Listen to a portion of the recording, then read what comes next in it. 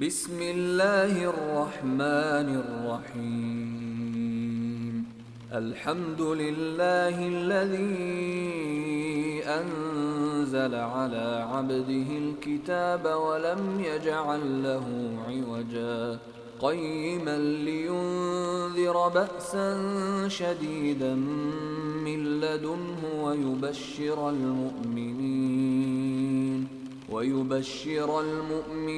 الذين يعملون الصالحات أن لهم أجرا حسنا ماكثين فيه أبدا وينذر الذين قالوا اتخذ الله ولدا ما لهم به من علم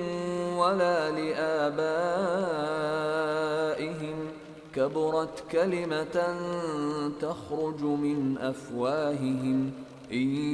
يقولون إلا كذبا فلعلك باخع نفسك على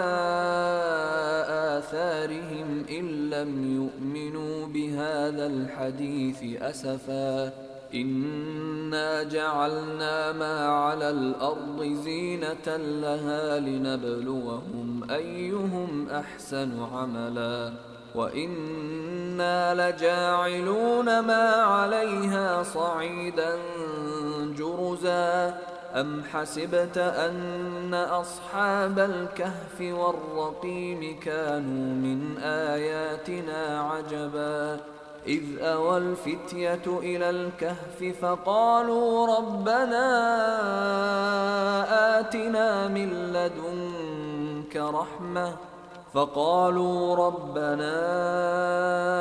آتنا من لدنك رحمة وهيئ لنا من أمرنا رشدا فضربنا على آذانهم في الكهف سنين عددا ثم بعثناهم لنعلم أي الحزبين أحصى لما لبثوا أمدا نحن نقص عليك نبأهم بالحق إنهم فتية آمنوا بربهم وزدناهم هدى وربطنا على قلوبهم إذ قاموا فقالوا ربنا رب السماوات والأرض لن ندعو من دونه إلها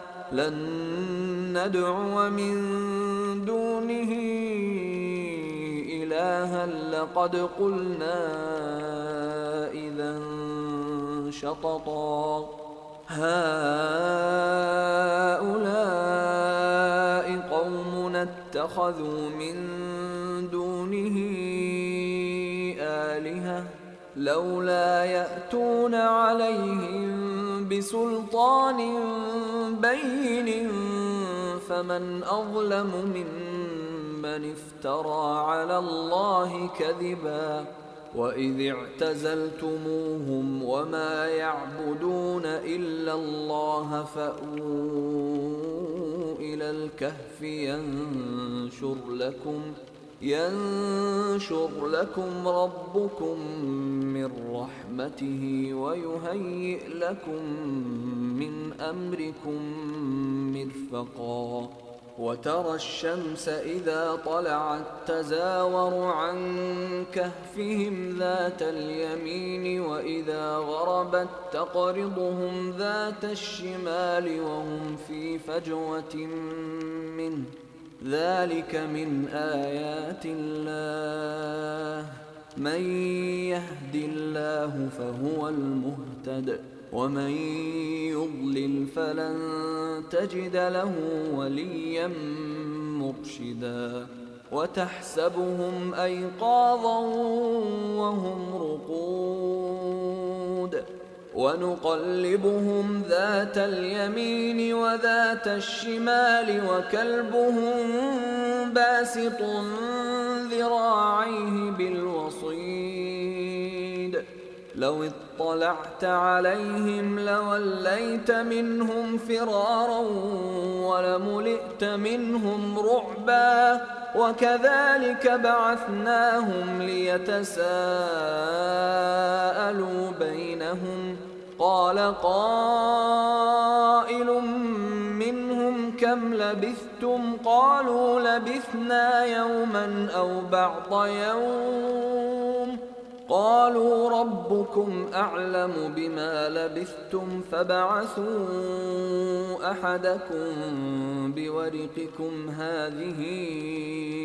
إلى المدينة فلينظر أيها أزكى طعاما فليأتكم برزق منه وليتلطف ولا يشعرن بكم أحدا إنهم إن يظهروا عليكم يرجموكم أو يعيدوكم في ملتهم ولن تفلحوا إذا أبدا وكذلك أعثرنا عليهم ليعلموا أن وعد الله حق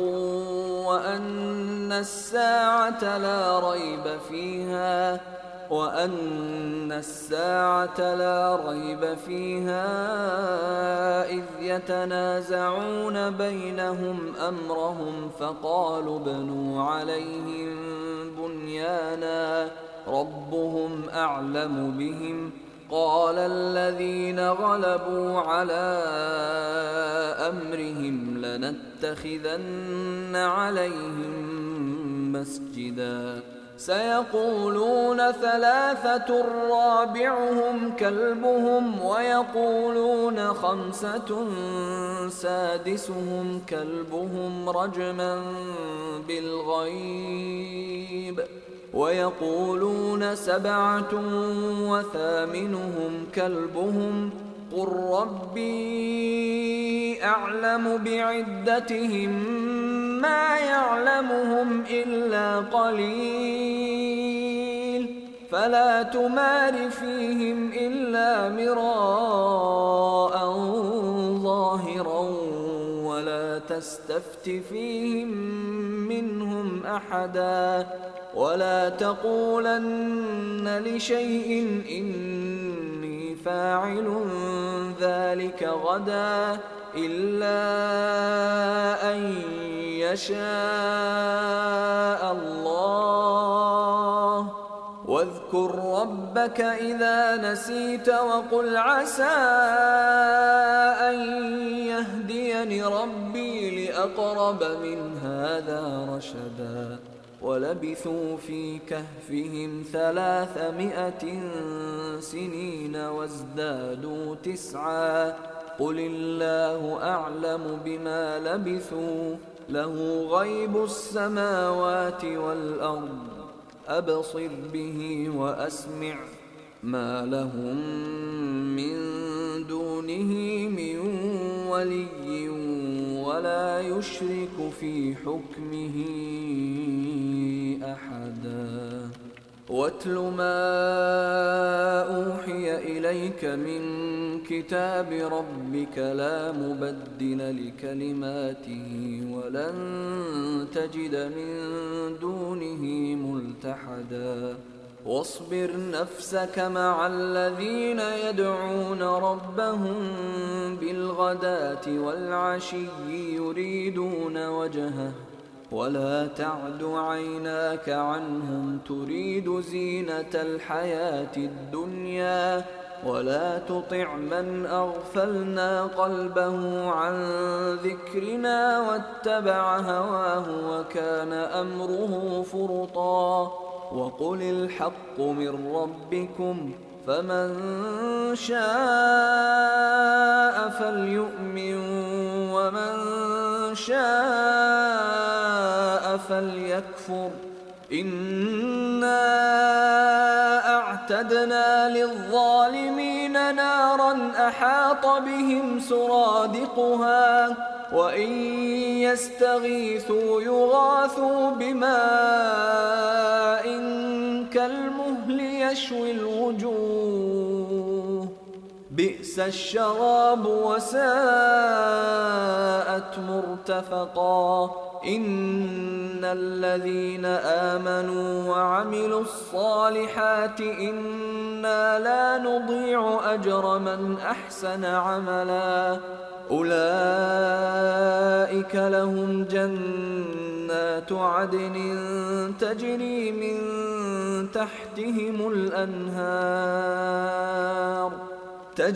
من تحتهم الأنهار يحلون فيها من أساور من ذهب ويلبسون ثيابا خضرا من سندس واستبرق متكئين فيها على الأرائك نعم الثواب وحسنت مرتفقا واضرب لهم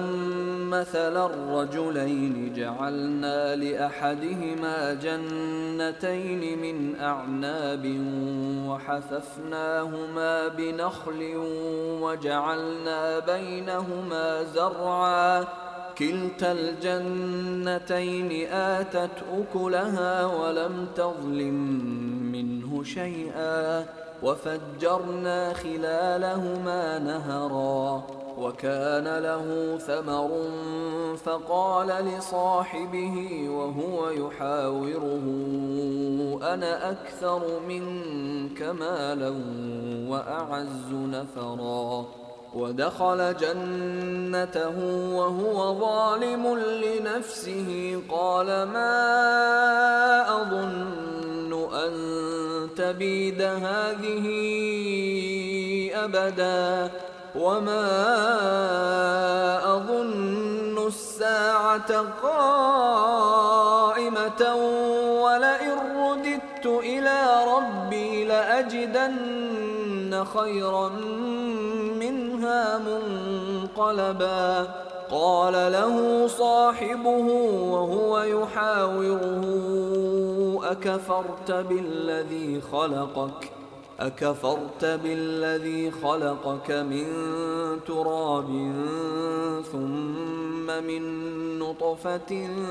ثم سواك رجلا لكن هو الله ربي ولا أشرك بربي أحدا ولولا إذ دخلت جنتك قلت ما شاء الله لا قوة إلا بالله إن ترني أنا أقل منك مالا وولدا فعسى ربي أن يؤتيني خيرا من جنتك ويرسل عليها حسبانا من السماء فتصبح صعيدا زلقا أو يصبح ماؤها غورا فلن تستطيع له طلبا وأحيط بثمره فأصبح يقلب كفيه على ما أنفق فيها وهي خاوية على عروشها ويقول يا ليتني لم أشرك بربي أحدا ولم تكن له فئة ينصرونه من دون الله وما كان منتصرا هنالك الولاية لله الحق هو خير ثوابا وخير عقبا واضرب لهم مثل الحياة الدنيا كماء أنزلناه من السماء فاختلط به نبات الأرض فأصبح هشيما تذروه الرياح وكان الله على كل شيء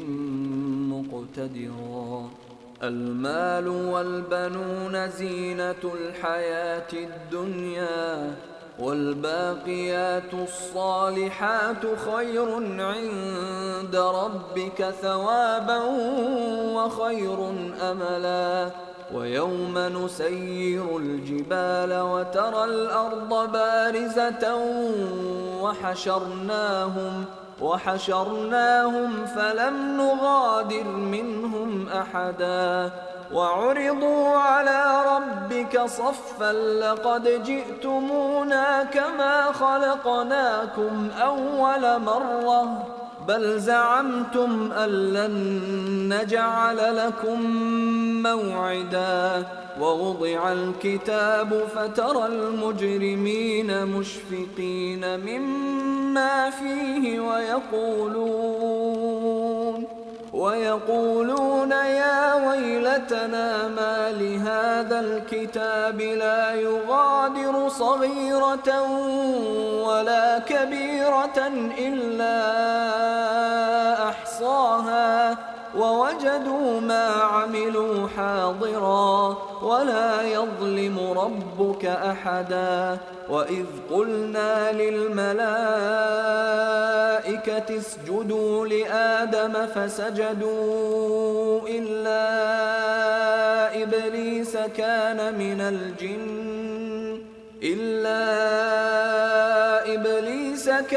من الجن ففسق عن أمر ربه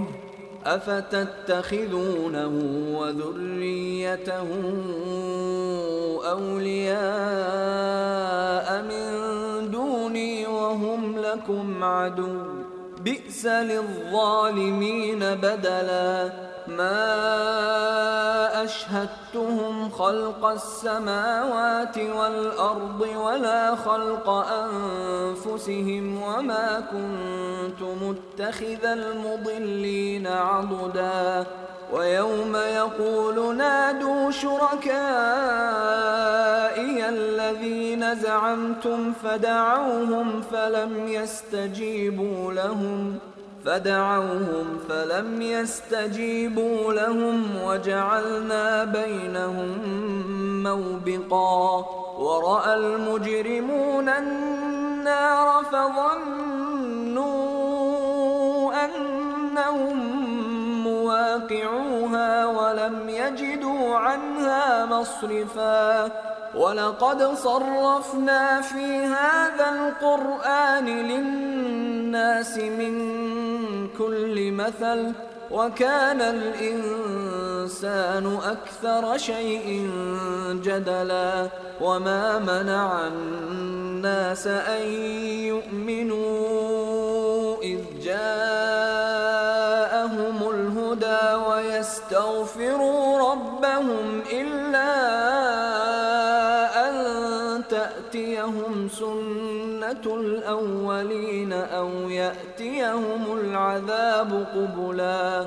وما نرسل المرسلين إلا مبشرين ومنذرين ويجادل الذين كفروا بالباطل ليدحضوا به الحق واتخذوا آياتي وما أنذروا هزوا. ومن أظلم ممن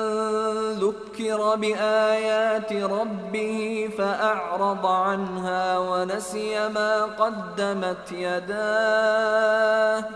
إنا جعلنا على قلوبهم أكنة أن يفقهوه وفي آذانهم وقرا وإن تدعهم إلى الهدى فلن يهتدوا إذا أبدا. وربك الغفور ذو الرحمة لو يؤاخذهم بما كسبوا لعجل لهم العذاب بل لهم موعد لن يجدوا من دونه موئلا وتلك القرى أهلكناهم لما ظلموا وجعلنا لمهلكهم موعدا وإذ قال موسى لفتاه لا أبرح حتى أبلغ مجمع البحرين أو أمضي حقبا فلما بلغا مجمع بينهما نسيا حوتهما فاتخذ سبيله في البحر سربا فلما جاوزا قال لفتاه آتنا غداءنا لقد لقينا من سفرنا هذا نصبا قال أرأيت إذ أوينا إلى الصخرة فإني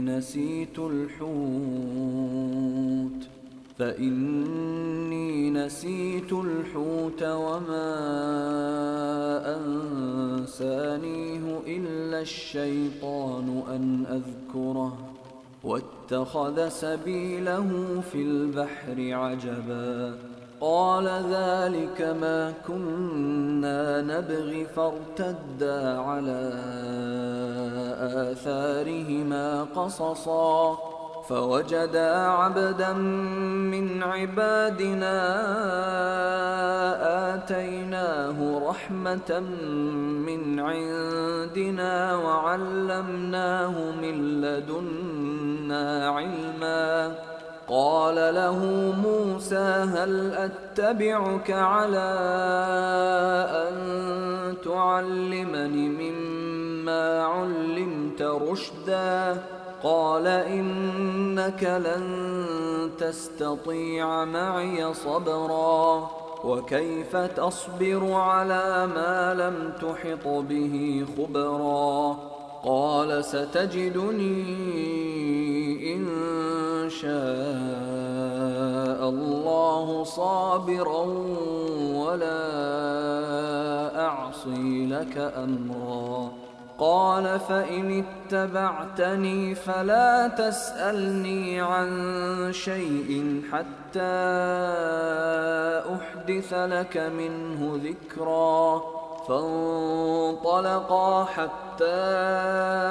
إذا ركبا في السفينة خرقها قال أخرقتها لتغرق أهلها لقد جئت شيئا إمرا قال ألم أقل إنك لن تستطيع معي صبرا قال لا تؤاخذني بما نسيت ولا ترهقني من أمري عسرا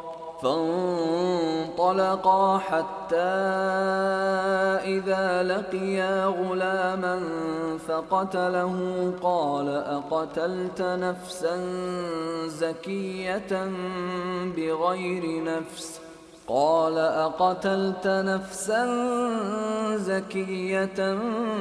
بغير نفس لقد جئت شيئا نكرا قال ألم أقل لك إنك لن تستطيع معي صبرا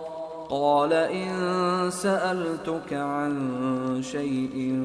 بعدها فلا تصاحبني قد بلغت من لدني عذرا فانطلقا حتى إذا أتيا أهل قرية استطعما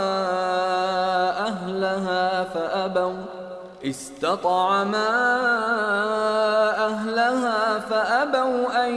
يضيفوهما فوجدا فيها جدارا يريد أن ينقض فأقامه قال لو شئت لاتخذت عليه أجرا قال هذا فراق بيني وبينك سأنبئك بتأويل ما لم تستطع عليه صبرا أما السفينة فكانت لمساكين يعملون في البحر فأردت أن أعيبها وكان وراءهم ملك يأخذ كل سفينة غصبا وأما الغلام فكان أبواه مؤمنين فخشينا أن يرهقهما طغيانا وكفرا فأردنا أن يبدلهما ربهما خيرا منه زكاة وأقرب رحما وأما الجدار فكان لغلامين يتيمين في المدينة وكان تحته كنز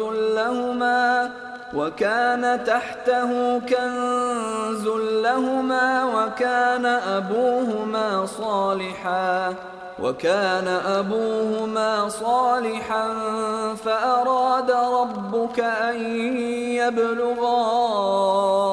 أشدهما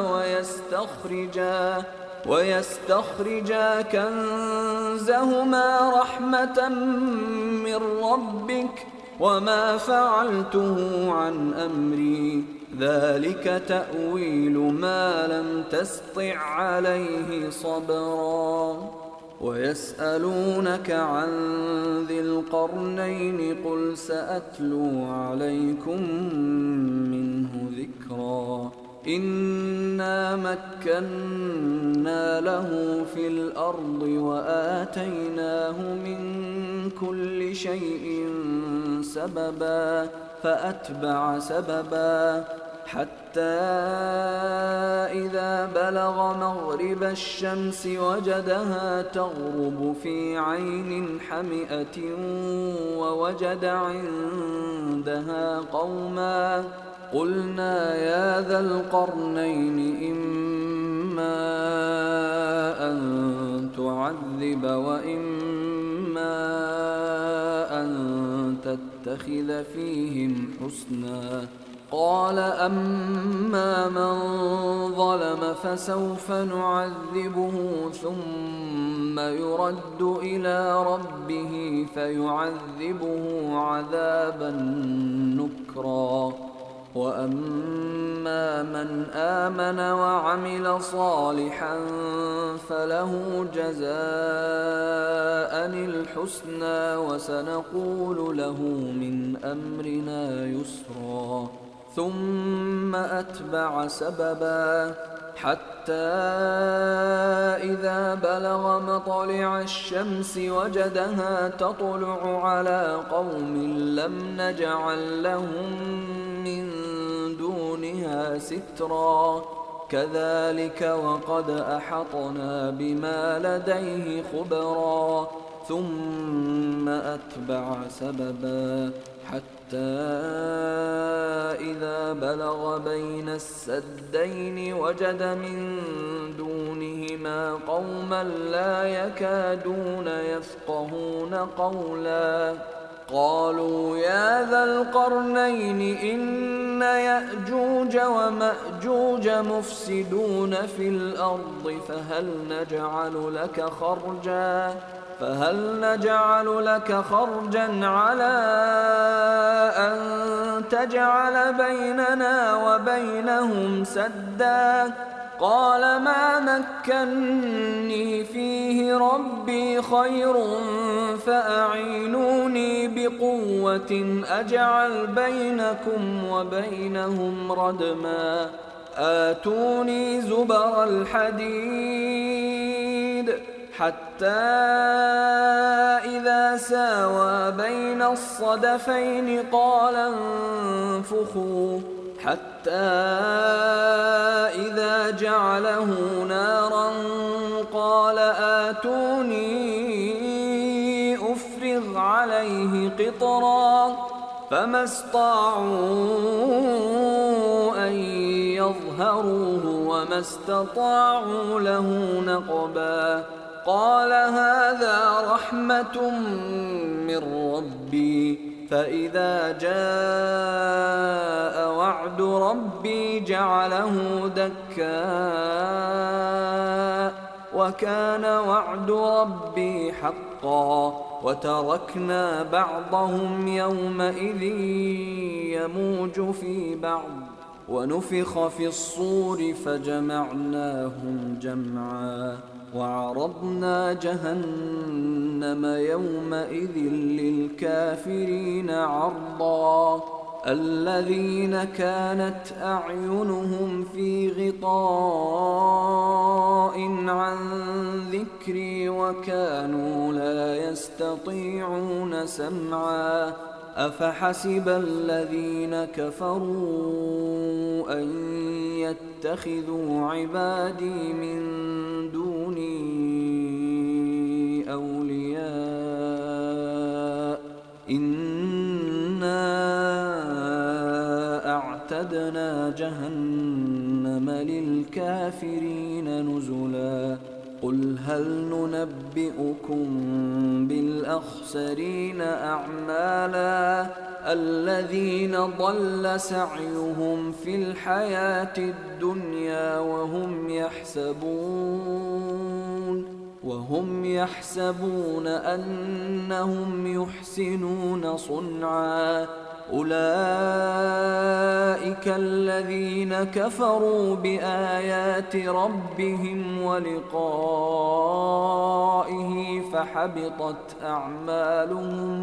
فحبطت أعمالهم فلا نقيم لهم يوم القيامة وزنا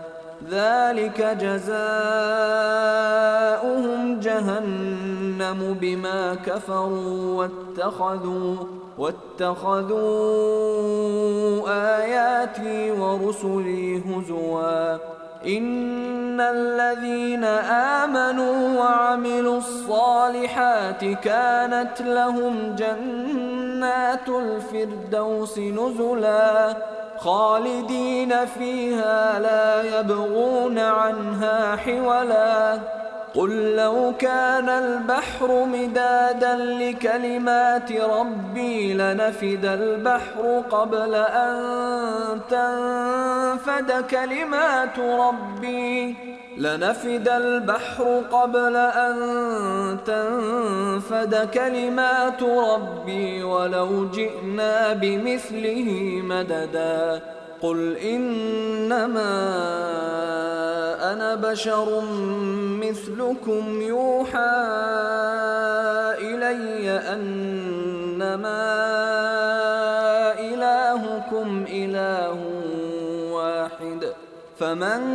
كان يرجو لقاء ربه فليعمل عملا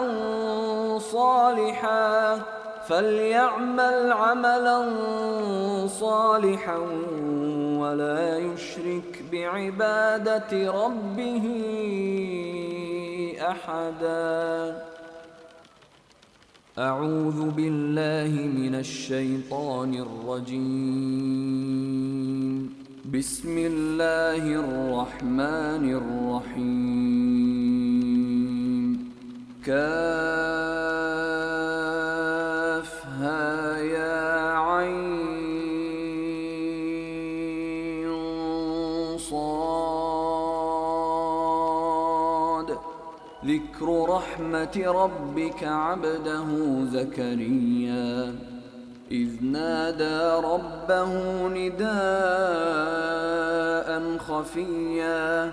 قال رب إني وهن العظم مني واشتعل الرأس شيبا ولم أكن بدعائك رب شقيا وإني خفت الموالي من ورائي وكانت امرأتي عاقرا فهب لي من لدنك وليا يرثني ويرث من آل يعقوب واجعله رب رضيا يا زكريا إنا نبشرك بغلام اسمه يحيى لم نجعل له من قبل سميا قال رب أنى يكون لي غلام وكانت امرأتي عاقرا وقد بلغت من الكبر عتيا قال كذلك قال ربك هو علي هين وقد خلقتك من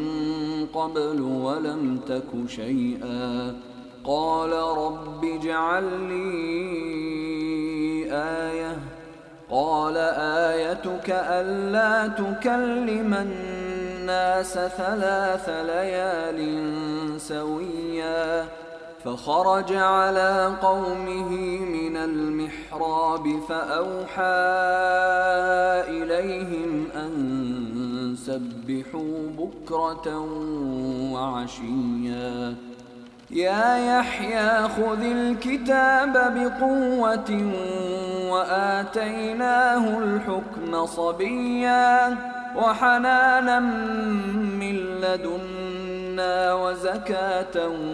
وكان تقيا وبرا بوالديه ولم يكن جبارا عصيا وسلام عليه يوم ولد ويوم يموت ويوم يبعث حيا واذكر في الكتاب مريم إذ انتبذت من أهلها مكانا شرقيا فاتخذت من دونهم حجابا فأرسلنا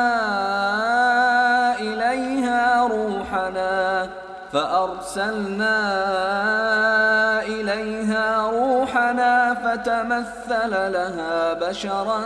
سويا قالت إني أعوذ بالرحمن منك إن كنت تقيا قال إنما أنا رسول ربك لأهب لك غلاما زكيا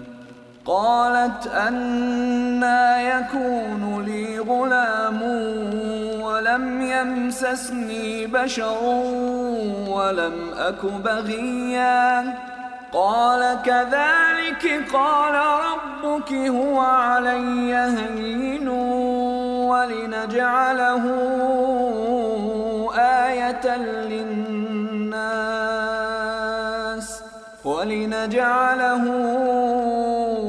آية للناس ورحمة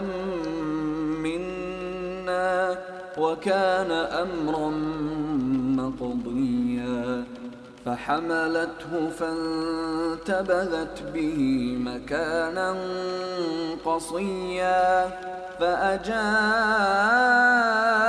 المخاض إلى جذع النخلة قالت يا ليتني مت قبل هذا وكنت نسيا منسيا فناداها من تحتها ألا تحزني قد جعل ربك تحتك سريا وهزي إليك بجذع النخلة تساقط عليك رطبا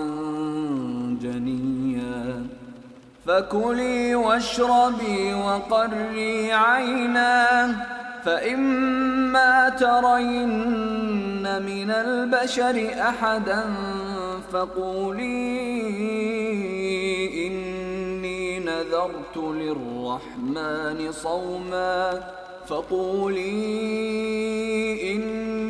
نذرت للرحمن صوما فلن أكلم اليوم إنسيا فأتت به قومها تحمله قالوا يا مريم لقد جئت شيئا فريا يا أخت هارون ما كان أبوك امرأ سوء وما كانت أمك بغيا فأشارت إليه قالوا كيف نكلم من كان في المهد صبيا قال إني عبد الله آتاني الكتاب وجعلني نبيا وجعلني مباركا أينما كنت وأوصاني بالصلاة والزكاة ما دمت حيا وبرا بوالدتي ولم يجعلني جبارا شقيا والسلام علي يوم ولدت ويوم أموت ويوم أبعث حيا ذلك عيسى ابن مريم قول الحق الذي فيه يمترون ما كان لله أن يتخذ من ولد سبحانه إذا قضى أمرا فإنما يقول له كن فيكون وإن الله ربي وربكم فاعبدوه هذا صراط مستقيم فاختلف الأحزاب من بينهم فويل للذين كفروا من مشهد يوم عظيم أسمع بهم وأبصر يوم يأتوننا لكن الظالمون اليوم في ضلال مبين وأنذرهم يوم الحسرة إذ قضي الأمر وهم في غفلة وهم لا يؤمنون إنا نحن نرث الأرض ومن عليها وإلينا يرجعون واذكر في الكتاب إبراهيم إنه كان صديقا نبيا إذ قال لأبيه يا أبت لم تعبد ما لا يسمع ولا يبصر ولا يغني عنك شيئا يا أبت إني قد جاءني من العلم ما لم يأتك فاتبعني أهدك صراطا سويا يا أبت لا تعبد الشيطان إن الشيطان كان للرحمن عصيا يا أبت إني أخاف أن يمسك عذاب من الرحمن فتكون للشيطان وليا قال أراغب أنت عن آلهتي يا إبراهيم لئن لم تنته لأرجمنك واهجرني مليا قال سلام عليك سأستغفر لك ربي إنه كان بي حفيا وأعتزلكم وما تدعون من دون الله وأدعو ربي عسى ألا أكون بدعاء ربي شقيا فلما اعتزلهم وما يعبدون من دون الله وهبنا له إسحاق ويعقوب وكلا جعلنا نبيا ووهبنا لهم من رحمتنا وجعلنا لهم لسان صدق عليا واذكر في الكتاب موسى إنه كان مخلصا وكان رسولا نبيا وناديناه من جانب الطور الأيمن وقربناه نجيا ووهبنا له من رحمتنا أخاه هارون نبيا واذكر في الكتاب إسماعيل إنه كان صادق الوعد وكان رسولا نبيا وكان يأمر أهله بالصلاة والزكاة وكان عند ربه مرضيا واذكر في الكتاب إدريس إنه كان صديقا نبيا ورفعناه مكانا عليا أولئك الذين أنعم الله عليهم من النبيين من ذرية آدم وممن حملنا مع نوح ومن ذرية إبراهيم وإسرائيل وممن هدينا واجتبينا إذا تتلى عليهم آيات الرحمن خروا سجدا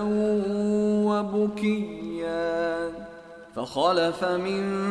بعدهم خلف أضاعوا الصلاة واتبعوا الشهوات فسوف يلقون غيا إلا من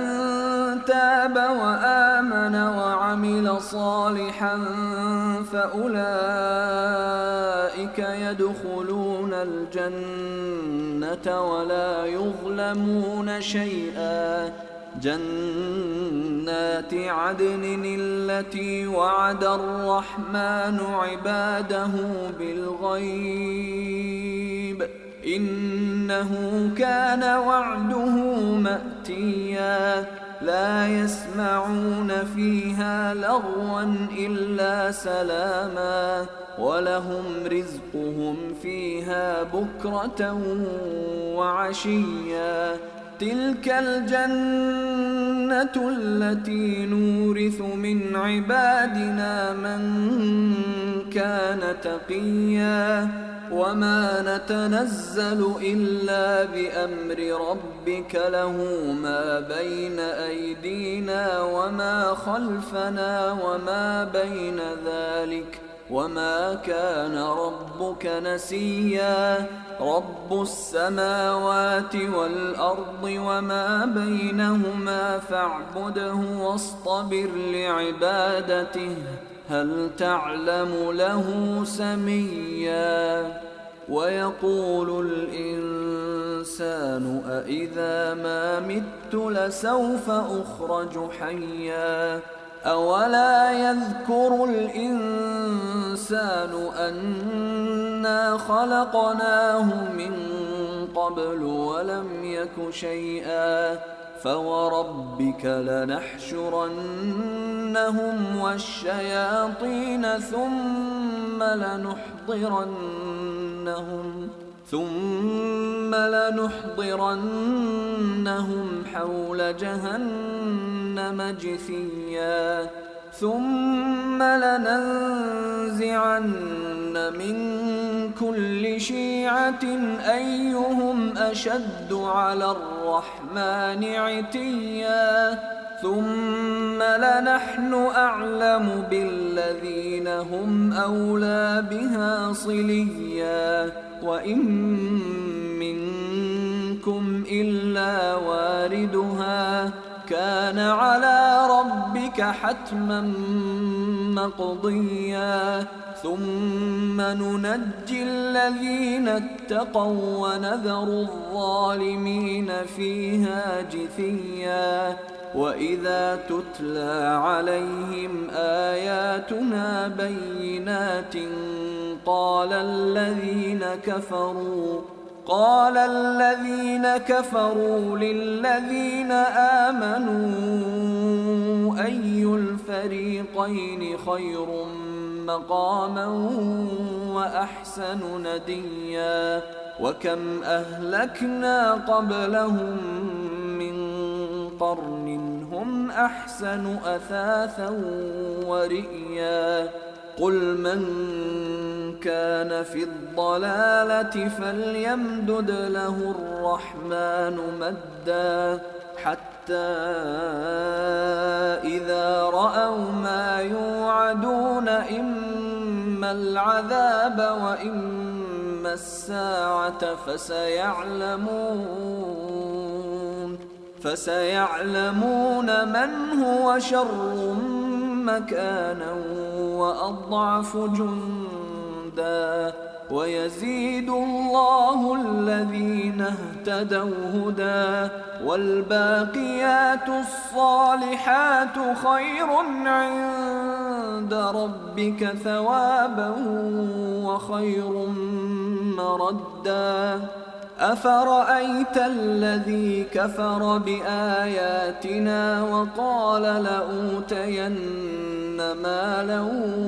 وولدا أطلع الغيب أم اتخذ عند الرحمن عهدا كلا سنكتب ما يقول ونمد له من العذاب مدا ونرثه ما يقول ويأتينا فردا واتخذوا من دون الله آلهة ليكونوا لهم عزا كلا سيكفرون بعبادتهم ويكونون عليهم ضدا ألم تر أنا